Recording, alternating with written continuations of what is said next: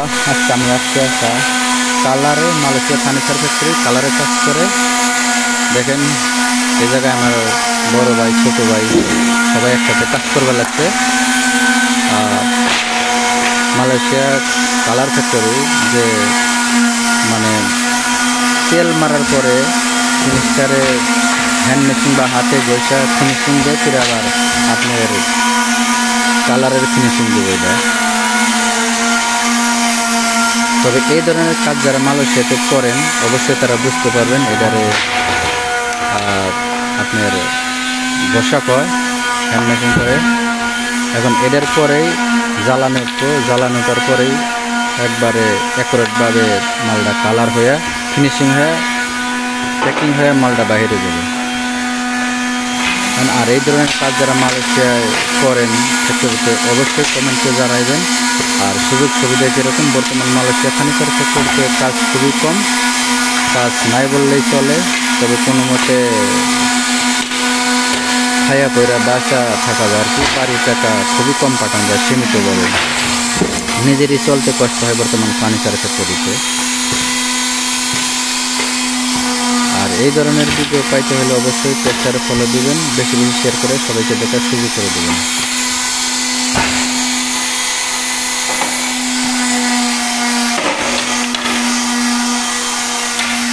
আর এই বাইরে সবাই কন্ট্রাক্টে কাজ করে, কাজ খুব স্পিডে করা লাগে কন্ট্রাক্টের কাজ। হয়তো আমার কথা বেশি শোনা যাবে না, মেশিনের শব্দ বেশি।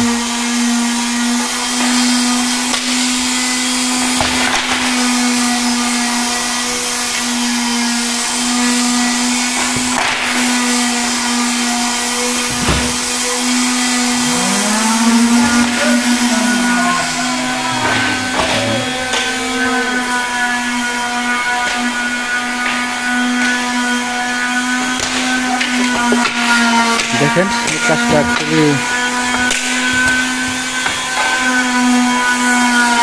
কন্ট্রাক্টের কাজটা খুবই তাড়াতাড়ি করতে হয়, কারো কথা বলার সময় নাই কারোর সাথে কারো।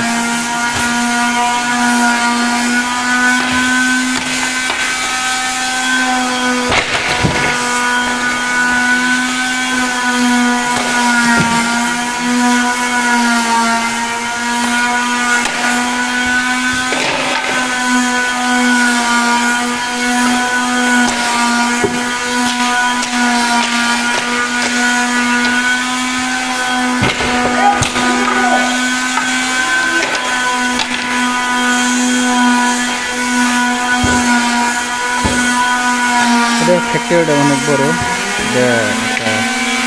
কাজের জায়গা আর ওই পাশে স্টোর মালগুনা রাখে এই জায়গা।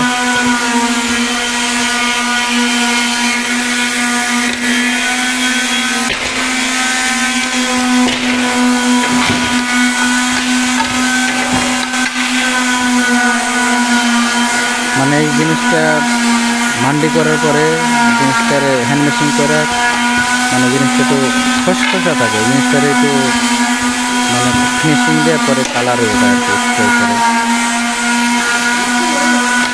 এই ধরনের কাজ যারা মালয়েশিয়ায় করেন অবশ্যই বুঝতে পারে। আমিও ফার্নিচার ক্ষেত্রে কাজ করি, তবে আমি কালারের কাজ করি না, আমরা চেয়ার টেবিল বানাই।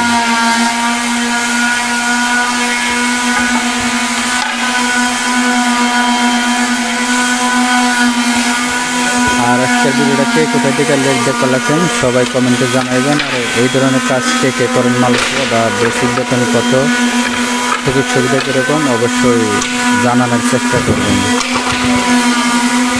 সবাই ভালো থাকবেন আর আপনার মতামত অবশ্যই কমেন্টে জানাবেন।